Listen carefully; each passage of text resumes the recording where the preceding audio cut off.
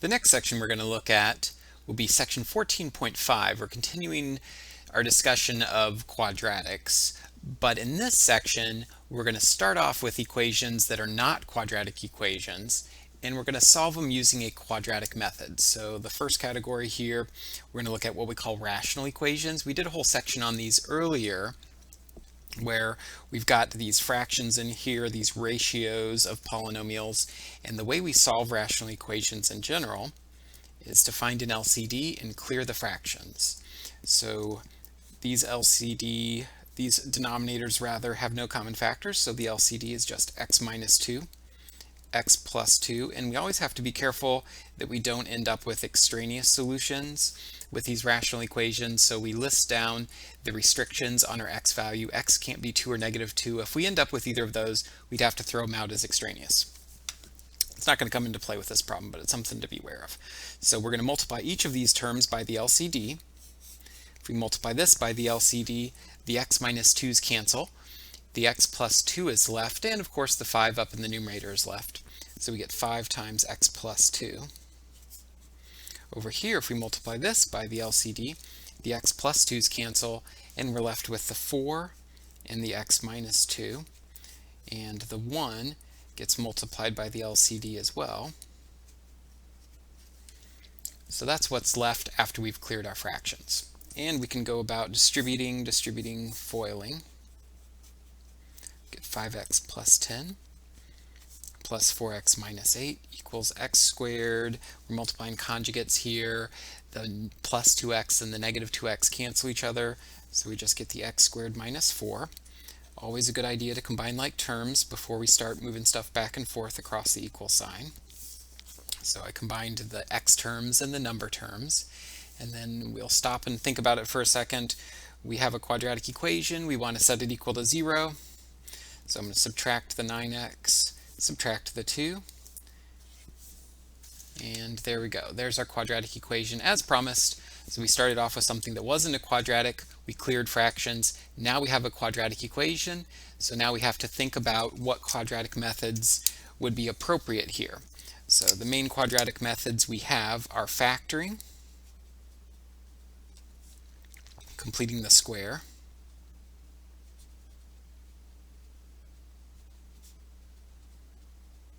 and quadratic formula.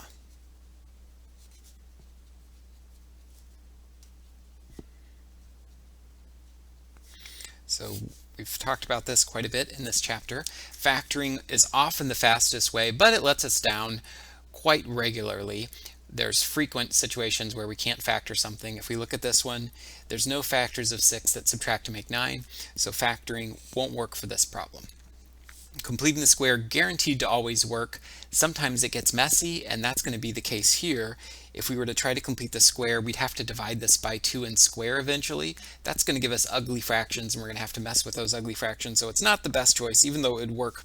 Quadratic formula is the choice I'm going to pick here. So we get x equals opposite b, so that's positive 9 plus or minus the square root. B squared would be 81 minus 4 times 1 times negative 6. All over 2. And as we've done before, most of your simplifying occurs inside that square root. So I'll take a second and write this as 81. A negative times a negative would make a positive. Make sure you get that plus sign. And the 4 times 6 would be 24. So we could rewrite this as 9 plus or minus the square root of 105 over 2. And frequently, this guy simplifies, and sometimes after that, the whole fraction will simplify, but in this case 105 doesn't have any perfect square factors, so this is our final answer. The solutions to the original equation were 9 plus square root of 105 over 2 and 9 minus square root of 105 over 2. Something worth noting, I don't think I mentioned this before in class.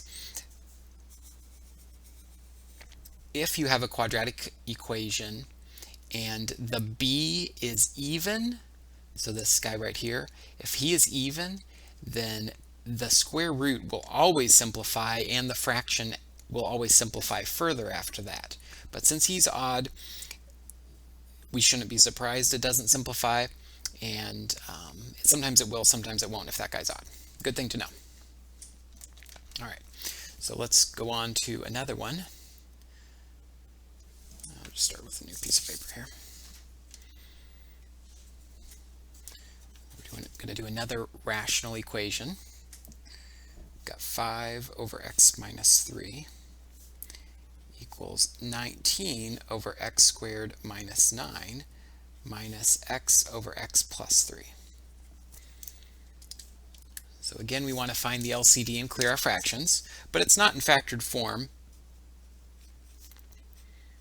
Really easy to get it in factored form. We just factor this guy into x minus 3x plus 3. So our LCD would of course be x minus 3x plus 3. We can turn all of the denominators into this through multiplication, but we're not going to make them all have common denominator. Instead, we're going to identify the restrictions and clear our fractions. So if we multiply everything by the LCD, the x minus 3 cancels for this first term. We're left with the 5 times the x plus 3. And here the entire denominator cancels with our LCD. We're just left with the 19 minus x times x minus 3. And then we'll distribute.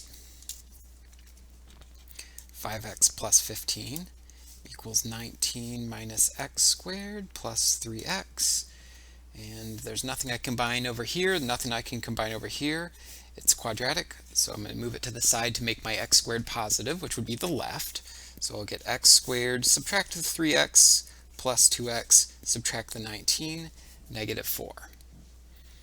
So now we take a breather here and say, okay, now what?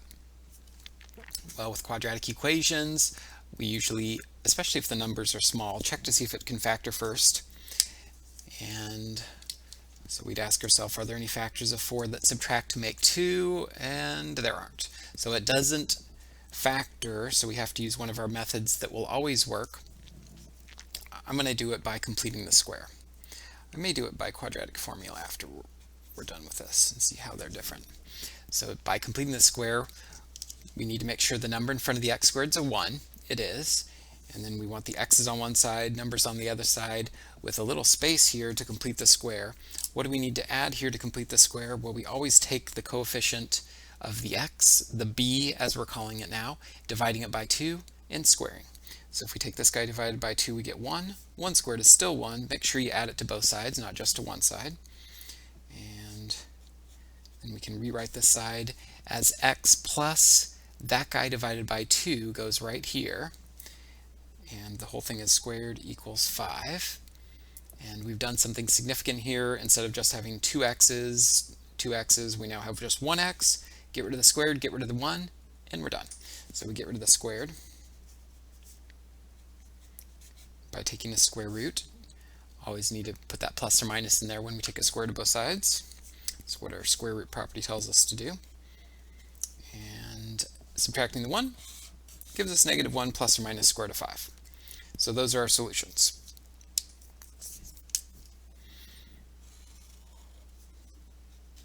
I think I'll go ahead and do it using the quadratic formula, as I said I might. So we're back to this step, just copying that guy right there, and we'll use the quadratic formula. So we get x equals negative 2 plus or minus the square root. 2 squared is 4, minus 4 times 1 times negative 4 over 2. And simplifying what's inside the square root there, that's going to give us 4 plus 16. What's 4 plus 16? 20. And we aren't done yet. As I said a few minutes earlier, since this guy is even, it's guaranteed that this square root will simplify, and then the fraction's going to simplify after that. So how do we break down square root of 20? What perfect square goes into 20? 4 is the biggest one. And if we take the square root of each of these guys, the square root of the 4 is 2. The square root of 5 stays put. And then to simplify this, one way to do it is to factor out a 2 from the top. And then we can divide out that common factor of 2, which would leave us with negative 1 plus or minus square root of 5. And we do see that we get the same answer. In this problem, I'd say it probably was easier to complete the square. Typically, if you can do completing the square without giving fractions, which would mean that when you divide by the coefficient, if there is 1, this guy's even, and this guy doesn't have any fractions, then completing the square is often the fastest way. Especially if this guy's even, then quadratic formula is going to simplify more and take more steps to get it fully simplified, whereas completing the square probably will go smoothly. So on the test, I usually have asked students to do it one problem at least with completing the square and one problem at least with quadratic formula, and then the rest of the test I'd say just solve using an appropriate method, and students can pick which one they want to do. So this problem didn't specify which method to use. I did it both ways. Okay, so that's solving rational equations. Let's look at some other types of equations.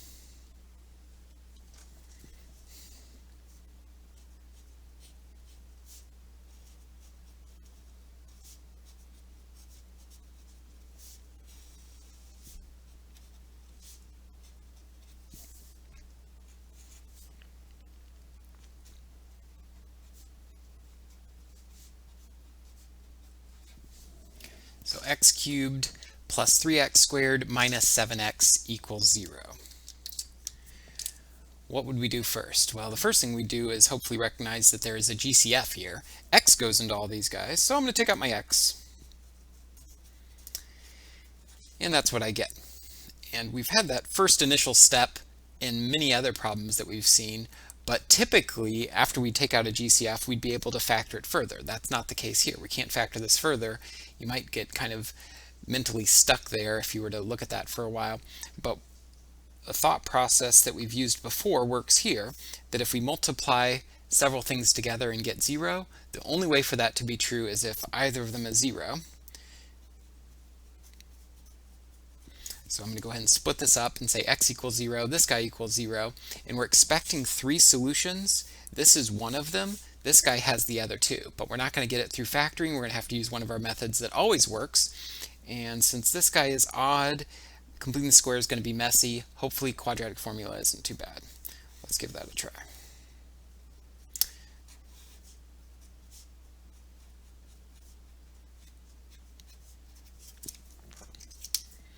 So if we look at this, this is going to give us 9 plus 28,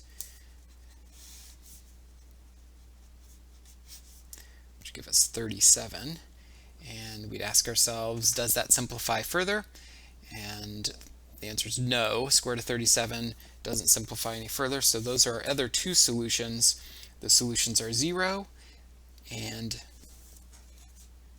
negative 3 plus square root of 37 over 2, and negative 3 minus square root of 37 all over 2.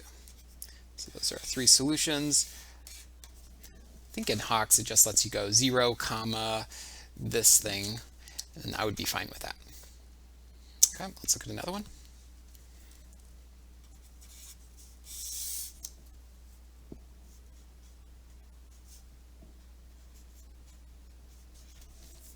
X to the 4th minus 81 equals 0. Again, we're starting off with an equation that's not quadratic, just like the previous question also, but we're going to do something to get it in a form where we can use a quadratic method.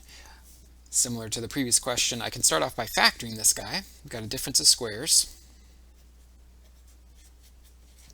And it's been a while since we talked about this, but if we look at this, x squared minus 9 does factor further. We could use difference of squares again. X squared plus 9 doesn't factor further.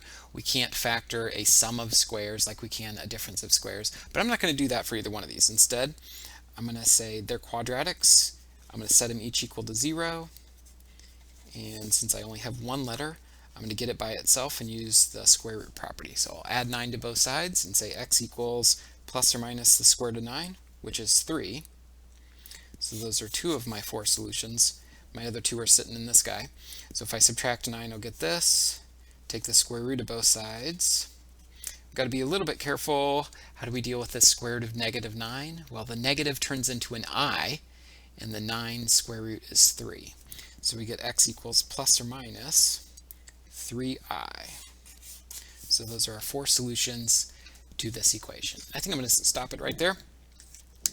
We will finish 14.5 in class on Tuesday. So the homework isn't due for 14.5. 14.4 is due on Tuesday. And I hope you guys have a great weekend.